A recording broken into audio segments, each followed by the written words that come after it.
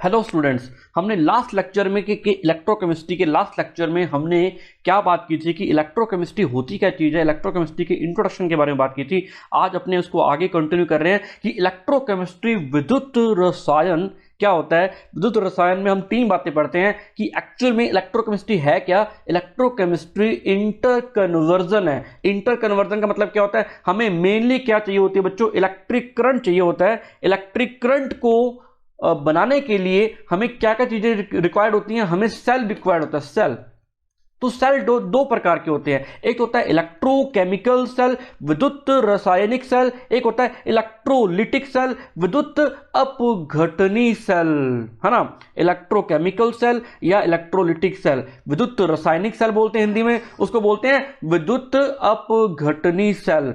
हमें ना दो सेलों की रिक्वायरमेंट होती है और ये सेल काम क्या करते हैं बच्चों। इलेक्ट्रोकेमिकल सेल जो होता है ना, वो केमिकल एनर्जी को इलेक्ट्रिकल एनर्जी के अंदर कन्वर्ट करता है, रासायनिक ऊर्जा को विद्युत ऊर्जा में परिवर्तित करने का काम करता है। उसका उदाहरण है बच्चों गैल्वेनिक सेल। गैल्वेनिक सेल ये काम करता है बच्चों। उसके बाद आती है बात इलेक्ट्रोलिटिक सेल की। इलेक्ट्रोलिटिक सेल जिसको हिंदी में बोलते हैं विद्युत अपघटनी सेल भी कहा जाता है। और विद्युत अपघटनी सेल का काम क्या होता है बच्चों, जल्दी बताओ शाबाश।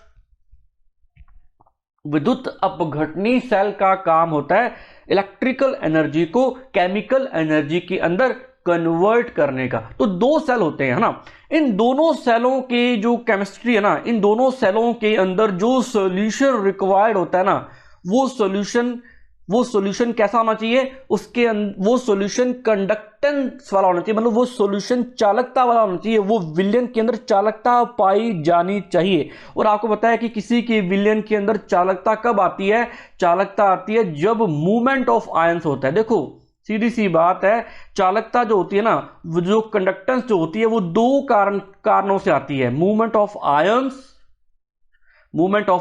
And movement of electrons. Movement of electron यानी इलेक्ट्रॉन की गतिशीलता के कारण या आयनों की गतिशीलता के कारण चालकता दो के कारण उत्पन्न होती है। और चालकता के कारण ही इलेक्ट्रिक करंट जनरेट होता है, बिजली उत्पन्न होती है, विद्युत धारा प्रवाहित होती है due to flow of electron, due to flow of ions, आयनों की गतिशीलता के कारण और इलेक्ट्रॉनों की गतिशीलता के कारण। तो ये आयंस जो है ना, इस जो आयंस है, इनके कारण क्या हो रहा है, कंडक्शन हो रहा है ऑफ सॉल्यूशन। तो विलयन की चालकता, तो चालकता की स्टडी करना और इलेक्ट्रोलिटिक सेल की स्टडी करना, इलेक्ट्रोकेमिकल सेल की स्टडी करना और इनके इंटर कन्वर्जन की स्टडी करना इलेक्ट्रोकेमिस्ट्री ब्रांच के अंडर आती है। बच्चों मेरी बात समझ में आई आपको। तो आपके सिलेबस के अंदर क्या दे रखा है, इसको तो यूनिट बोल दिया, इसको तो इलेक्ट्रोकेमिस्ट्री फर्स्ट बोल दिया, किसको, electrochemical cell and electrolytic cell को। और कंडक्शन ऑफ सॉल्यूशन, सॉरी बच्चों, इसको इलेक्ट्रोकेमिस्ट्री सेकंड बोल दिया और इसको बोल दिया इलेक्ट्रोकेमिस्ट्री फर्स्ट बोल दिया। कंडक्शन ऑफ सॉल्यूशन जो चैप्टर है वो आपके इलेक्ट्रोकेमिस्ट्री फर्स्ट में काउंट होता है और इलेक्ट्रोकेमिस्ट्री सेकंड के अंदर इलेक्ट्रोकेमिकल सेल और इलेक्ट्रोलिटिक सेल, विद्युत अपघट्य सेल और विद्युत रासायनिक सेल के बारे में अपने पढ़ते होते हैं बच्चों। तो कंडक्शन ऑफ सॉल्यूशन के बारे में बात करें तो आज अपने विलयन की चालकता के बारे में बात करेंगे कि वाक्य में कंडक्टेंस होती क्या चीज है, कंडक्शन होता क्या चीज है, तो उसके बारे में बात करते हैं। सिंपल सी बात है बच्चों, मैंने कोई भी सॉल्यूशन लिया, उसके अंदर मैंने लगा दी रोड, लगा दी, है ना। ये रोड, मुझे नहीं पता कौन सी एनोड है कौन सी कैथोड है, मैंने आपको ये बात बताई हुई कि कौन सी एनोड बनेगी कौन सी कैथोड बनेगी। जल्दी बताओ मुझे कमेंट सेक्शन के अंदर कि आप एनोड और कैथोड का डिसाइडेशन कैसे करते हो। जल्दी बोलो शाबाश, कि आप कैसे वेरीफाई करते हो कि what is anode and what is cathode. जल्दी शाबाश, आप मुझे कमेंट सेक्शन के अंदर बताओ कि एनोड और कैथोड का वेरिफिकेशन कैसे करते हो, कि आप कैसे जज करते हो कि कौन कैथोड बनेगी कौन एनोड बनेगी। बच्चों मैंने लास्ट लेक्चर में बताया था आपको कि वेयर रिडक्शन अकर्स, जहां पर अपचयन होगा, जहां पर रिडक्शन होगा, यानी रिडक्शन का मतलब क्या होता है, जहां पर इलेक्ट्रॉन जो है ना वो ऐड होगा, एडिशन ऑफ इलेक्ट्रॉन, इलेक्ट्रॉन का जुड़ना क्या होता है, रिडक्शन, अपचयन। जहां अपचयन होता है वो तो बनती है कैथोड। और जिस रोड पर इलेक्ट्रॉन रिमूव होते हैं उसको बोलते हैं, इलेक्ट्रॉन का निकलना उसको बोलते हैं ऑक्सीडेशन। और जहां ऑक्सीडेशन होता है वो एनोड बनती है। तो इस तरीके से जब इनके अंदर फ्लो ऑफ इलेक्ट्रॉन होता है, यहां पर जब मूवमेंट ऑफ आयंस होती है, तो इसका मतलब जब यहां पर हम यहां पर मैंने आपको एक बात बोली कि मैंने क्या किया, NaCl भर दिया। NaCl क्या है, एक प्रकार का आयनिक पदार्थ है, एक प्रकार का आयोनिक सब्सटेंस है। मैं आपको एक बात बताता हूं कि मैंने क्या लिया, एक बीकर लिया, कंटेनर लिया, इसके अंदर NaCl के नमक के दाने भर दिए, मैंने ऊपर लगा दी, मैंने रोड लगा दी। क्या बच्चों करंट फ्लो होगा?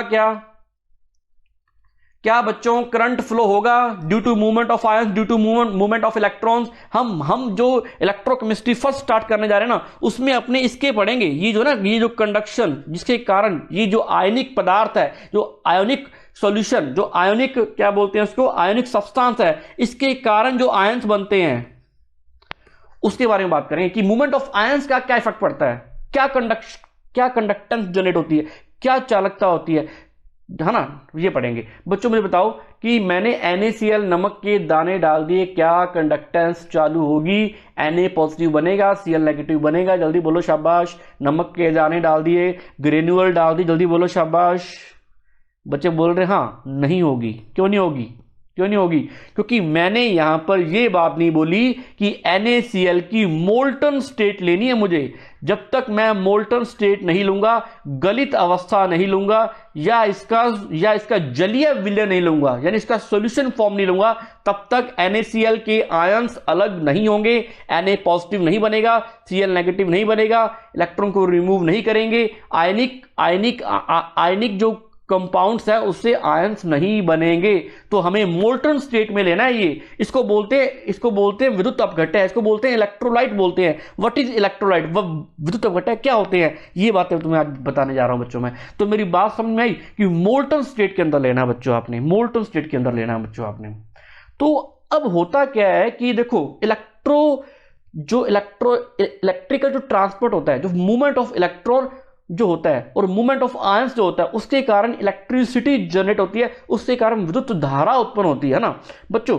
आपको एक बात बता दूं कि उस हिसाब से दो प्रकार की कंडक्टेंस होती है, मेटालिक एंड इलेक्ट्रोलिटिक कंडक्टेंस, यानी मेटालिक कंडक्टर और इलेक्ट्रोलिटिक कंडक्टर। अब वो क्या होते हैं, वो बात करने जा रहे हैं। देखो बच्चों, पहले हमें पता होना चाहिए कि कंडक्टर क्या होते हैं और नॉन कंडक्टर क्या होते हैं। हमें इसके बारे में पता होना चाहिए कि पहली बात तो कि कंडक्टर क्या होते हैं और नॉन कंडक्टर क्या होते हैं, चालक क्या होते हैं और कुचालक क्या होते हैं। देखो, द सब्सटेंस, वो सब्सटेंस, ये कोई सब्सटेंस है, कोई पदार्थ है, विच allow the passage of electron, ये जो इलेक्ट्रॉन को अपने अंदर से प्रवाहित होने देते हैं, कि इलेक्ट्रॉन के फ्लो को अलाउ करते हैं, है ना, which allow the passage of electric current are cold conductors, जो ना विद्युत धारा को प्रवाहित होने देते हैं। हाँ भाई, इलेक्ट्रॉन तुम हम में से तुम गुजर जाओ, हम तुम्हें फ्लो करने का मौका देते हैं, तुम्हें गति करने का मौका देते हैं। और आपको पता है, जहां इलेक्ट्रॉन की गति होती है उसी को क्या बोलते हैं, चालक बोलते हैं, कंडक्टर बोलते हैं। ऐसे नॉन कंडक्टर ये कहते हैं हम तो नहीं करेंगे भाई, आ जाओ, हम मूवमेंट ऑफ इलेक्ट्रॉन्स नहीं होने देंगे। आपको पता है सारे के सारे substance, all substance is made by atoms, all atoms is made by electrons. मतलब क्या है कि सभी के सभी पदार्थ परमाणुओं से मिलकर बनते हैं, और परमाणु इलेक्ट्रॉन से मिलकर बनता है, प्रोटॉन से बनता है, न्यूट्रॉन से बनता है ना। उसके अंदर इलेक्ट्रॉन भी होता है, न्यूट्रॉन। तो इलेक्ट्रॉन जो है ना, जैसे मान लो मैंने ले ली वुड, ले ली लकड़ी, ले ली, इसके अंदर भी तो एटम्स हैं, इसके अंदर भी तो इलेक्ट्रॉन्स हैं, लेकिन ये कहता है मैं अपने इलेक्ट्रॉन्स को अलाउ नहीं करूंगा। किसके लिए? फ्लो ऑफ इलेक्ट्रॉन, गति करने के लिए, मूवमेंट करने के लिए। इसके अंदर स्पेस ही नहीं होता है, वो एक इंटर स्पेस जनरेट नहीं होता। समझे बात को? तो इसको क्या बोला गया? नॉन कंडक्टर, जो डजंट अलाउ, जो अलाउ नहीं करता। किसको? The substance which do not allow the passage of electric current, जो कभी भी अपने में से इलेक्ट्रॉन को प्रवाहित होने की अनुमति नहीं देता, वो नॉन कंडक्टर, जिसको कुचालक बोलते हैं। अगर इसकी परिभाषा पढ़े बच्चों, तो कंडक्टर क्या होता है? The substance which allow the passage of electric current are called conductors. वह पदार्थ जो विद्युत धारा को प्रवाहित होने की अनुमति देता है, तो वह चालक कहलाता है। हम इलेक्ट्रिकल ट्रांसपोर्ट की बात कर रहे हैं। हमें पता है कि बिना इलेक्ट्रॉन के फ्लो के इलेक्ट्रिक करंट जनरेट नहीं होगा, विद्युत धारा उत्पन्न नहीं होगी। तो कंडक्टर वो होते हैं जो विद्युत धारा को प्रवाहित होने देते हैं, तो वहां पर विद्युत धारा उत्पन्न होती है, इलेक्ट्रिक करंट जनरेट होता है बच्चों। अगर मैं बात करूं नॉन कंडक्टर, तो नॉन कंडक्टर ये काम नहीं होने देता। The substance which do not allow the passage of electric current through them are called non conductors, और इंसुलेटर भी बोलते हैं इसको। इंसुलेटर मीन वे पदार्थ उनके जिनके माध्यम से विद्युत धारा के प्रवाहित होने की अनुमति नहीं देते हैं। भाई हम इलेक्ट्रॉन का फ्लो नहीं करने देंगे, वो कुचालक कहा जाता है। और कुचालक कहा जाता है बच्चों, कंडक्टर्स जो होते हैं दो प्रकार के होते हैं, types of conductors, two types, these are two types, and metallic conductor and electrolytic conductor। धात्विक चालक कहते हैं और विद्युत अपघटनी चालक कहते हैं, electrolytic conductor and metallic conductor. अब what is difference between metallic conductor and electrolytic conductor? बच्चों मेटल नाम आ रहा है, ये नाम बोल रहा है, मतलब यहां हम बात कर रहे हैं मेटल की बात कर रहे हैं। यहां नाम आ रहा है इलेक्ट्रोलाइट, इलेक्ट्रोलाइट यानी विद्युत अपघटन, जिसका अपघटन हो सकता है विद्युत रूप से। अगर मैं क्या करता हूं, मैं कोई भी सॉल्यूशन लेता हूं, सॉल्यूशन ले लिया मैंने, कोई भी विलेन ले लिया, इसके अंदर मैंने कोई पदार्थ डाल दिया, मैंने पानी लिया, जल लिया, उसके अंदर कोई ऐसा पदार्थ डाल दिया जो अपघटित हो सकता है। तो ऐसे कौन से पदार्थ है जो डिकम्पोज हो सकते हैं, अपघटित हो सकते हैं? वो होते हैं बच्चों आयोनिक सब्सटेंस। आयोनिक सब्सटेंस, आयनिक पदार्थ जितने होते हैं ना, वो सारे के सारे अपघटित हो सकते हैं। सर कैसे, हाउ, कैसे आयनिक पदार्थ कैसे होते हैं? बच्चों सिंपल सी बात है, अगर आपको आयोनिक सब्सटेंस की आइडेंटिफाई करना हो, आपको आयनिक पदार्थ की पहचान करनी हो, तो कैसे करोगे? मैं बात करवा रहा हूं, मैं अभी बात कर रहा हूं एक बारी इलेक्ट्रोलिटिक कंडक्टर के बारे में, विद्युत अपघटनी चालकों के बारे में। सिंपल सी बात है बच्चों कि वो एटम, विच एटम्स, जिसमें क्या होता है, मोर इलेक्ट्रोनेगेटिविटी का डिफरेंस पाया जाता है, बहुत ज्यादा डिफरेंस मिलता है। वो एटम, जैसे मान लो ए एटम है और ये बी एटम है, अगर इसके बीच में काफी इलेक्ट्रोनेगेटिविटी का, विद्युत ऋणात्मक का अंतर पाया जाता है, इसका मतलब क्या है कि ये तो मोर इलेक्ट्रोपॉजिटिव होगा, मोर इलेक्ट्रोपॉजिटिव, और ये होगा मोर इलेक्ट्रोनेगेटिव। यानी ये तो होता है अधिक विद्युत धनी तत्व, ये होता है अधिक विद्युत ऋणी तत्व। सर ये होता क्या चीज है? मोर इलेक्ट्रोपॉजिटिव विच सब्सटेंस जो इजीली इलेक्ट्रॉन को रिमूव कर देते हैं, है ना, वो होते हैं मोर इलेक्ट्रोपॉजिटिव। और मोर इलेक्ट्रोनेगेटिव वो सब्सटेंस होते हैं जो आसानी से इलेक्ट्रॉन को गेन कर लेते हैं, जिनकी इलेक्ट्रोनेगेटिविटी बहुत ज्यादा हाई होती है। और ए एटम की जो है इलेक्ट्रोपॉजिटिविटी बहुत हाई होती है। इलेक्ट्रोपॉजिटिविटी मतलब इलेक्ट्रॉन को रिमूव करने की टेंडेंसी सबसे ज्यादा होती है, इलेक्ट्रोनेगेटिविटी मतलब इलेक्ट्रॉन गेन करने की टेंडेंसी ज्यादा होती है। इसका मतलब, ए का मतलब है कि ये अधिक विद्युत धनी तत्व होता है, ये आसानी से इलेक्ट्रॉन को त्याग देता है और ये आसानी से इलेक्ट्रॉन को ग्रहण कर लेता है, बी, है ना, अधिक विद्युत ऋणी। ऐसा होता क्यों है? इलेक्ट्रॉन आसानी से त्यागता क्यों है? क्योंकि उसको स्टेबल होना है, उसको ऑक्टेट कंप्लीट करना है, उसको अष्टक का नियम की पालना करनी है। और यहां भी इलेक्ट्रॉन ग्रहण को करता है, इलेक्ट्रॉन गेन को करता है, क्योंकि इसे भी इलेक्ट्रॉनिक सिद्धांत के अनुसार, थ्योरी के अकॉर्डिंग ऑक्टेट कंप्लीट करना है, स्टेबल होना है बच्चों, नोबल गैसेस की तरह इलेक्ट्रॉनिक कॉन्फ़िगरेशन गेन करना है। मेरी बात समझे? मैं एग्जांपल लेता हूं सोडियम का, मैं एग्जांपल लेता हूं क्लोरीन का, क्लोराइड का। अब Na के पास 11 इलेक्ट्रॉन होते हैं और इसके पास 17 इलेक्ट्रॉन होते हैं। अगर इसका इलेक्ट्रॉनिक कॉन्फ़िगरेशन लिखे तो 281 होता है और 287 होता है, मतलब अंदर वाले में 2, अंदर वाले शेल में 2, उससे बाहर 8, उससे बाहर 1।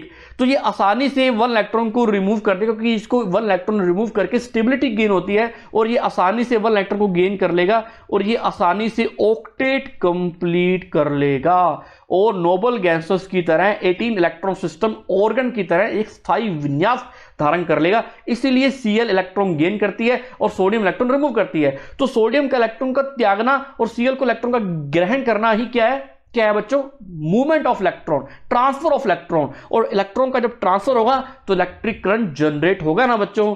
तो विच सब्सटेंस जिसमें क्या होता है, कंप्लीटली इलेक्ट्रॉन का ट्रांसफर होता है, कंप्लीटली इलेक्ट्रॉन का ट्रांसफर हुआ Na से Cl की तरफ, तो Na पे चार्ज क्या है? प्लस का, Cl पे चार्ज क्या है? नेगेटिव का।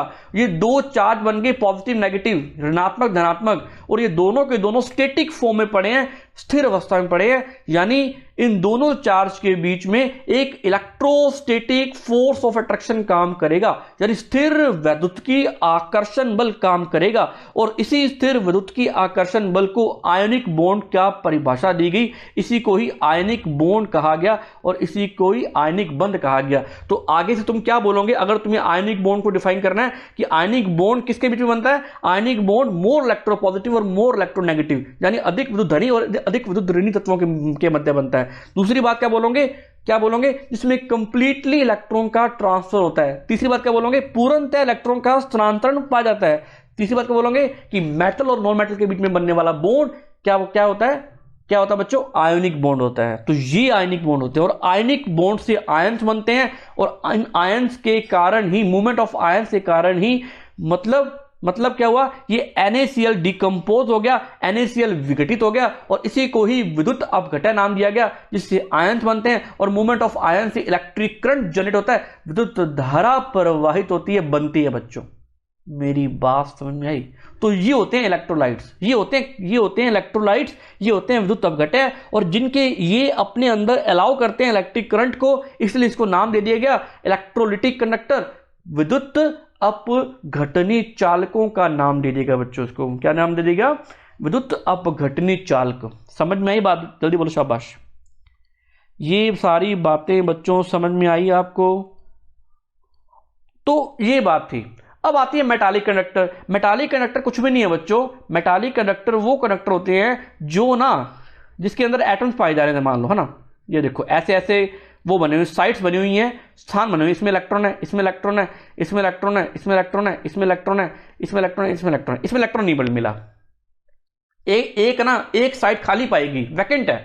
अब क्या हुआ कि इलेक्ट्रॉन कूद के यहां आ जाएगा, फिर ये इलेक्ट्रॉन खाली होगा, ये कूद के यहां आ जाएगा, फिर ये खाली होगा, यहां आ जाएगा, ऐसे। तो यहां पर ट्रांसपोर्ट बन गया, है ना, ट्रांसपोर्ट ऑफ इलेक्ट्रॉन हो गया, फ्लो ऑफ इलेक्ट्रॉन हो गया। जैसे ही इलेक्ट्रॉन फ्लो करेगा उसी को क्या बोलते हैं? Flow of electron, movement of electron. It generate electricity, विद्युत धारा प्रवाहित करती है अगर इलेक्ट्रॉन गति करता है तो। लेकिन ये है क्या बच्चों? ये धातु है और धातु में क्वालिटी होती है इलेक्ट्रॉन को रिमूव करने की। तो इसने 1 इलेक्ट्रॉन को रिमूव कर दिया और इसकी एक साइड खाली होगी। जैसे इसकी एक साइड खाली हुई ना, जैसे ही इसकी एक साइड बच्चों खाली हुई ना, ये वाली जब साइट इसकी खाली हुई ना, तो इलेक्ट्रॉन का ट्रांसफर होने लग गया बच्चों, और इलेक्ट्रॉन यहां से ट्रांसफर होकर के ऐसे ऐसे ऐसे ऐसे इलेक्ट्रॉन का फ्लो होने लग गया, और इसी को ही क्या बोला गया? धात्विक चालकता या मेटालिक कंडक्टर। यहां पर हम सॉल्यूशन की बात नहीं कर रहे, यहां पर हम मोल्टन स्टेट की बात नहीं कर रहे, गलित अवस्था की बात नहीं कर रहे। अगर यहां पर आपने कोई भी पदार्थ लोगे तो वो गलित अवस्था में होगा,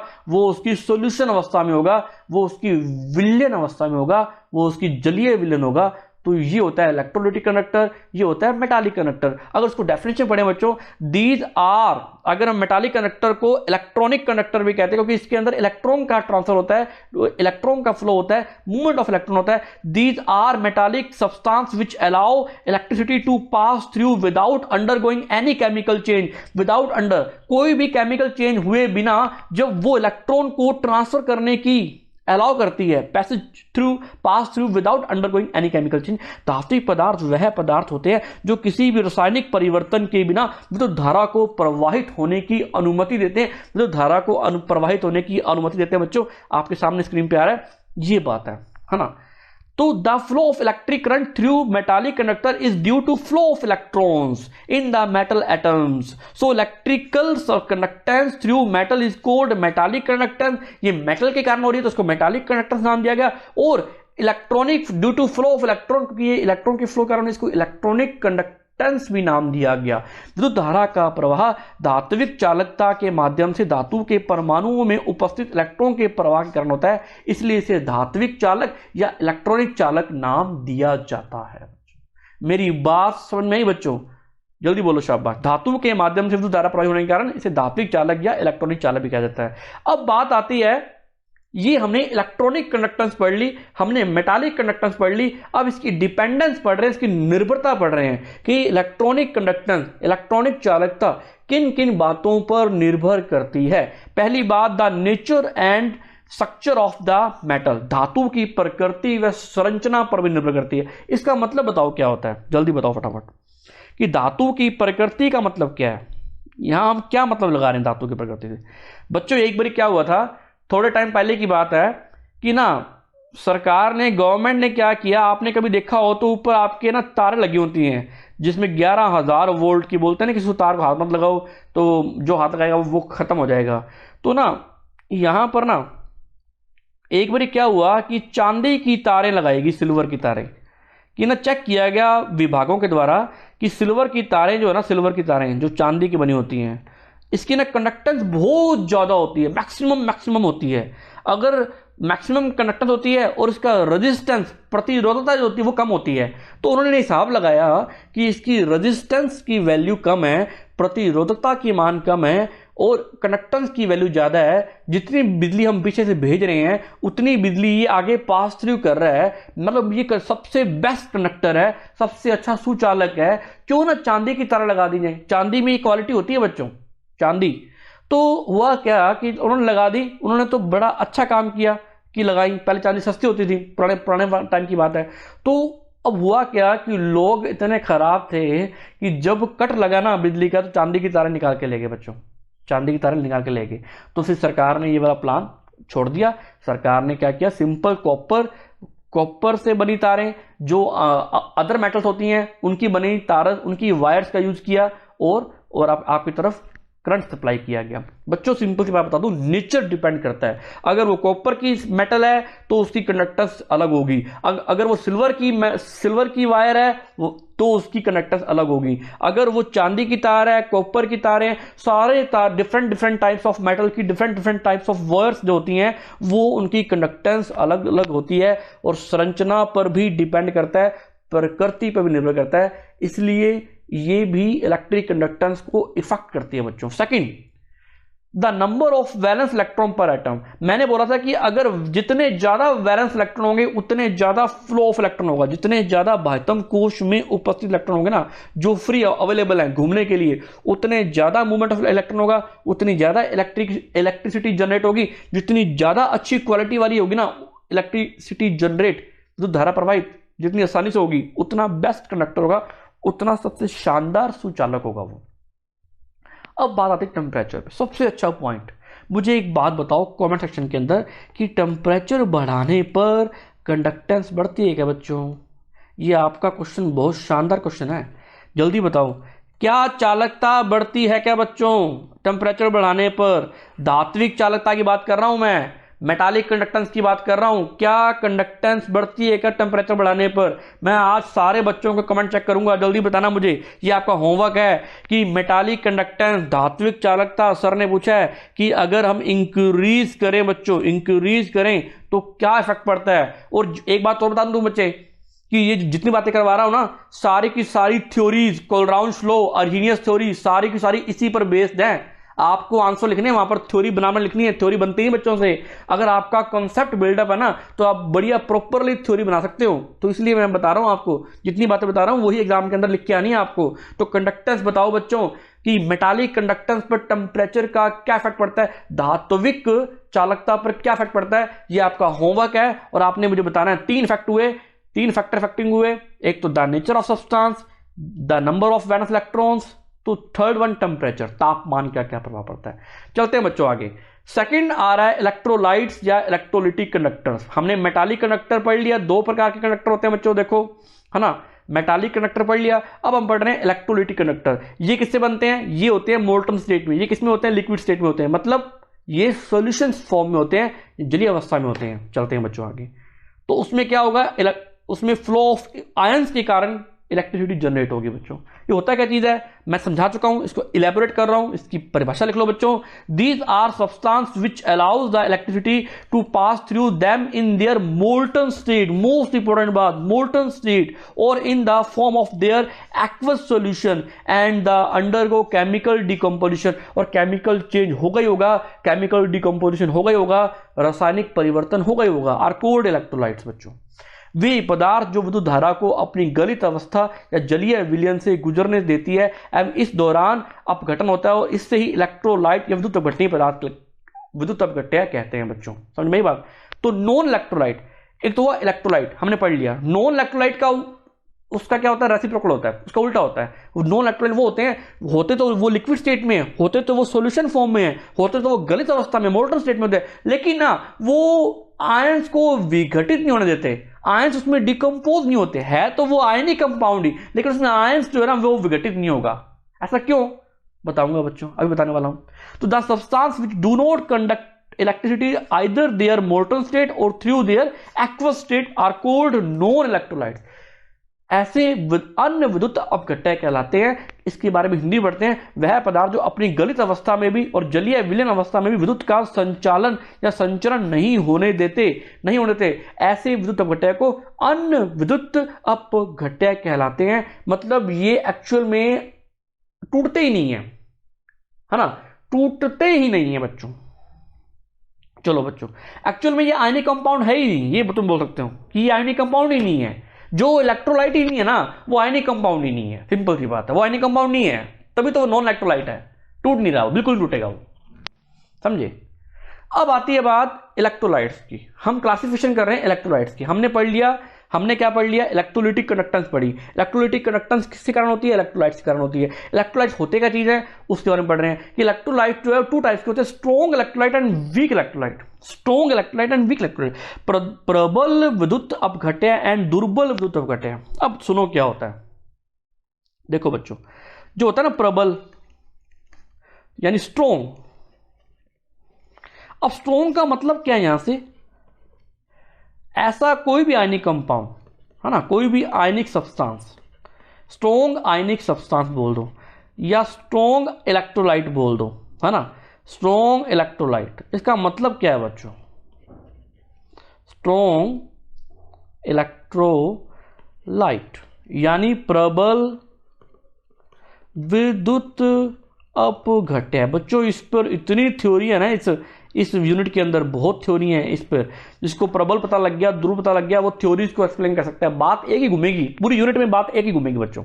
तो स्ट्रॉन्ग इलेक्ट्रोलाइट का मतलब क्या है, सिंपल सी बात है, बात तो ये पक्का है कि इसमें आयंस तो जनरेट होंगे ही होंगे, आयंस तो बनेंगे, लेकिन वो ना, मैं क्या हुआ बाजार से 100 ml लेकर के आया, 100 सोडियम क्लोराइड लेकर के आया, 100 मोल ऑफ सोडियम क्लोराइड।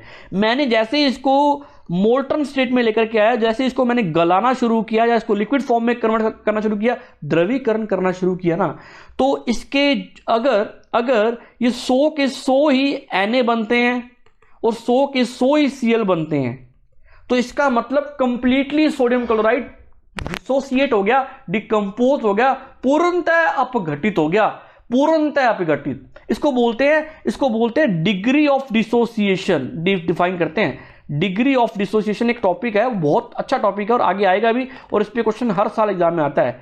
यानी विघटन की दर जो है ना वो 100% है यहां पर, यानी यानी लगभग 1 के इक्वल है, 1 के इक्वल, जिसकी विघटन की दर यानी अभी के विघटन की कोटि जो होती है वो 1 के बराबर होती है, मतलब वो 100% विघटित हो रहा है, पूर्णतः टूट रहा है, पूर्णतः विघटित हो रहा है, कंप्लीटली डिसोसिएट हो रहा है, उसको बोलते हैं स्ट्रॉन्ग इलेक्ट्रोलाइट।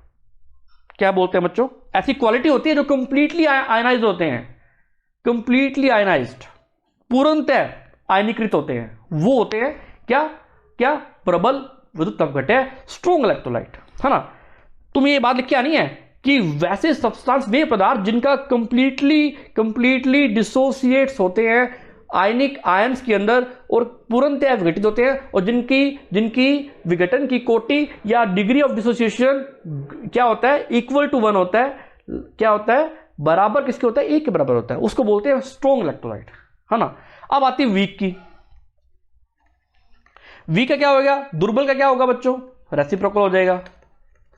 मतलब ये कंप्लीटली डिसोसिएट नहीं होते बच्चों, कंप्लीटली डिसोसिएट नहीं होते, बिल्कुल कॉमन वर्ड्स में बता रहा हूं बच्चों, कंप्लीटली डिसोसिएट नहीं होते, यानी पूर्णतः विघटित नहीं होते, पूर्णतः विघटित नहीं होते, है ना, पूर्णतः विघटित नहीं होते। मैं बाजार से लेकर के आया 100 मोल किसके, CH3COOH, जब मैंने इसको डिसॉल्व किया ना पानी के अंदर, तो मैंने चेक किया कि सिर्फ और सिर्फ 80 मोल CH3COO नेगेटिव एंड 80 ही क्या बन रहा है, H पॉजिटिव रिलीज हो रहा है। ये आयंस बन रहे हैं 2, लेकिन 80 बन रहे हैं। मतलब इसका अगर मैं चेक करूं, निकालूं ना 100 में से सिर्फ 80, मतलब अगर मैं कैलकुलेट करूं ना इसकी, तो पॉइंट क्या आते निकल के 0.8, इसकी वैल्यू लेस देन 1 है।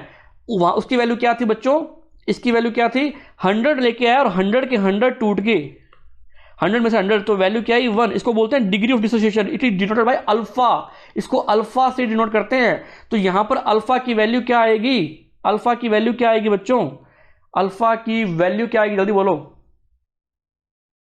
जल्दी बोलो बच्चों, अल्फा की वैल्यू क्या आएगी, लेस देन 1 आएगी या ग्रेटर देन 1 आएगी,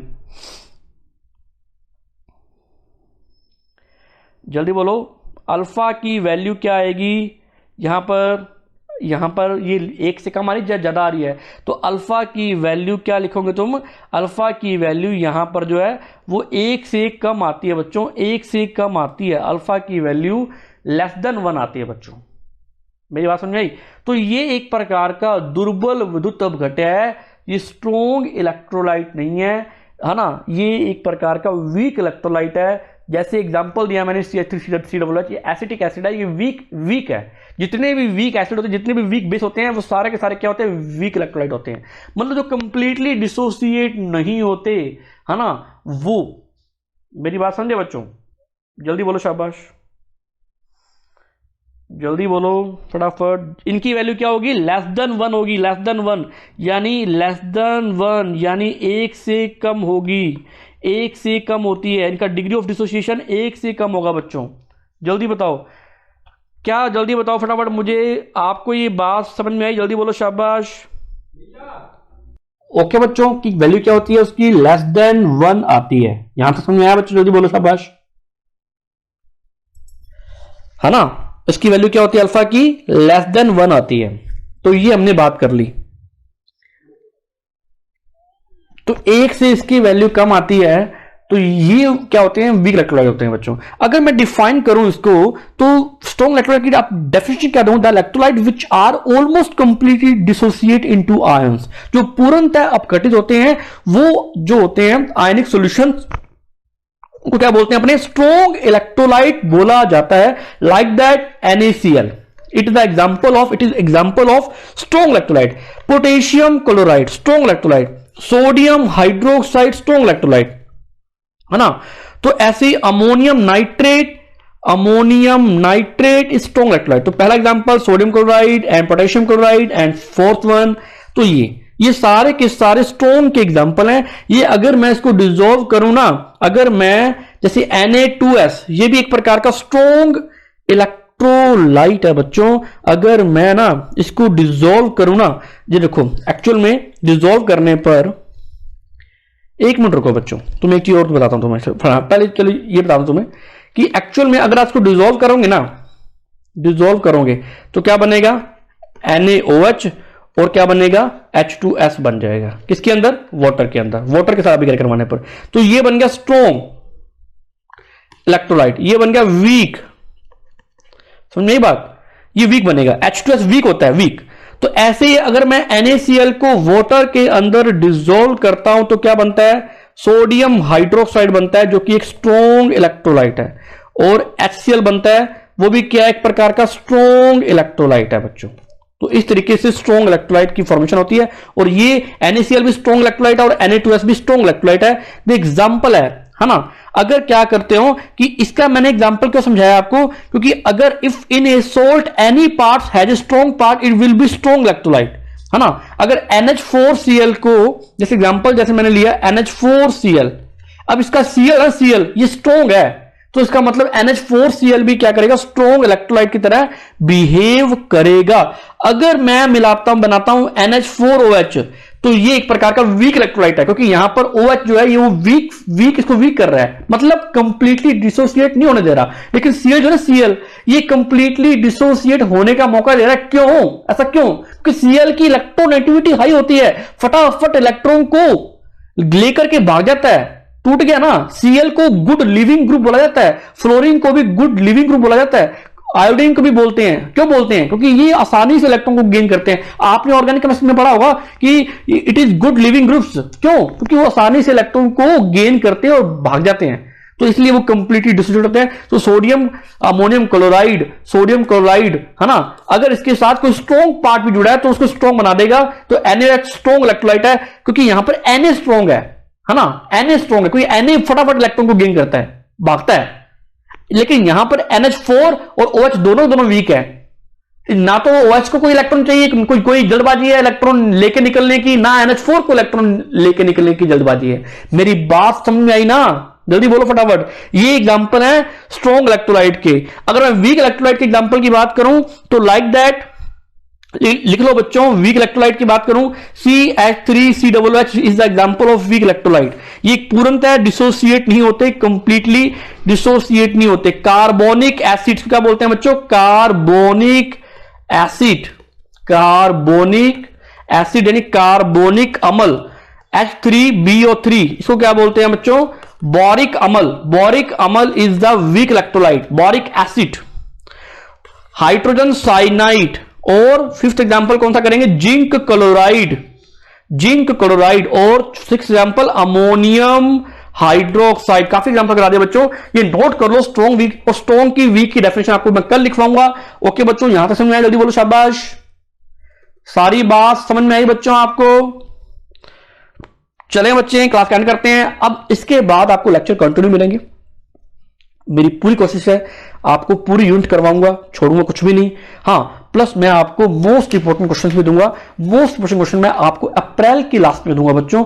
चिंता मत करो बीएससी सेकेंड ईयर वालों, आपका एग्जाम जून के स्टार्टिंग में होने की उम्मीद है, अगर कोरोना सही रहा तो। और प्रैक्टिकल का देखो क्या बनता है बच्चों, अभी तक कुछ भी नहीं कह सकते। अपने जब आपको आएगा कोई ना कोई आएगा नोटिफिकेशन, तब देखेंगे। बीएससी बीएड वाले बच्चे, सेकंड ईयर वाले बच्चों, आपके तो अभी फॉर्म ही शुरू नहीं हुए, आपको तो पता ही नहीं कि एग्जाम कब होने हैं। आपके एग्जाम ये मान लो कि अगस्त में होंगे, जुलाई के बाद होंगे, है ना। तो आप टेंशन होकर के आप अपने एग्जाम की तैयारी करो, आराम से पढ़ते रहो। साथ साथ मैं आपको एक गाइड करूंगा कि आप कॉम्पिटिटिव एग्जाम की भी तैयारी करो बच्चों। बीएससी करते करते ही कॉम्पिटिटिव एग्जाम की तैयारी कर लो। ओनली बीएससी पे फोकस मत करो। जो बच्चे ओनली बीएससी पे फोकस कर रहे हैं, ओनली बीएससी पे फोकस कर रहे हैं, आने वाले टाइम में वो पछताएंगे। जो बच्चे ओनली बीएससी पे फोकस ना करके साथ साथ कॉम्पिटिटिव एग्जाम की तैयारी भी कर रहे हैं, आने वाले टाइम में वो उनसे आगे होंगे। ये गारंटी तो मैं देता हूं बच्चों, मैं क्योंकि ये गारंटी देता हूं। मैंने भी बीएससी में पूरा फोकस किया था, सिर्फ बीएससी तो लेट हुआ ना सिलेक्शन लेने के लिए। इसलिए बोलता हूं कि आप भी सिलेक्शन लो, गवर्नमेंट जॉब लगो। आपका मोटिव, अपना जो भी आपका मोटिव है वो पूरा करो बच्चों। ओके, ये आपका ध्येय है, ये आपका उद्देश्य है बच्चों। मिलते हैं फिर कल। अपने लेक्चर आपको सारे दूंगा, चिंता मत करना। नोट्स भी आपको सारे दूंगा। 5 ईयर सोल्ड भी दूंगा आपको। कोई भी दिक्कत हो बच्चों, मुझे साफ क्लियरली बोलनी है, साफ मुझे बोलनी है, डायरेक्ट बोलनी है। ओके बच्चों, थैंक यू बच्चों, मिलते हैं कल अपने।